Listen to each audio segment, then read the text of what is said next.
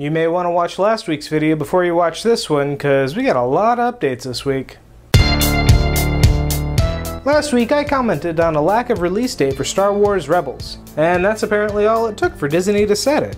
The hour-long premiere, Spark of Rebellion, will air on Friday, October 3rd on the Disney Channel, before moving to its regular home on Disney XD, where it'll repeat the premiere episode on Monday, October 6th. Following up on the news about Blizzard's in-game tribute to Robin Williams, a new NPC called Robin the Entertainer has been discovered on Game Data for an upcoming build of World of Warcraft. It's suspected that the Genie-like NPC will transform into a variety of Williams' characters.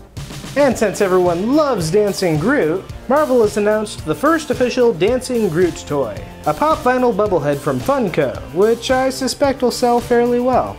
In other news, it was a sad week for Mythbusters this week as it was announced that Carrie Bryan, Tori Bellisi, and Grant Imahara would not be returning to the show next season. After more than a decade of busting myths, the trio have left the show for unknown reasons, probably budget cuts, and the Mythbusters will return to just Adam and Jamie for season 10. And finally, this week's internet outrage centered around Milo Manara and his variant cover for an upcoming issue of SpiderWoman.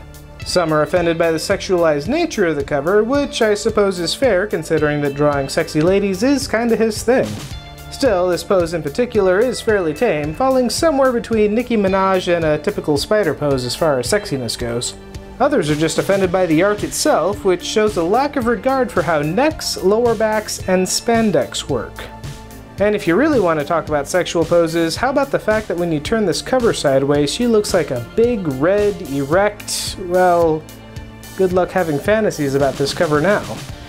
The problems with the variant cover are compounded by the fact that the regular cover was drawn by the notorious Greg Land, who apparently decided not to finish drawing it, judging from Spider-Woman's missing lower legs.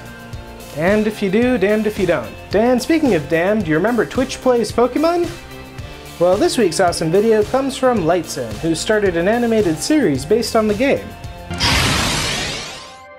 Charmander!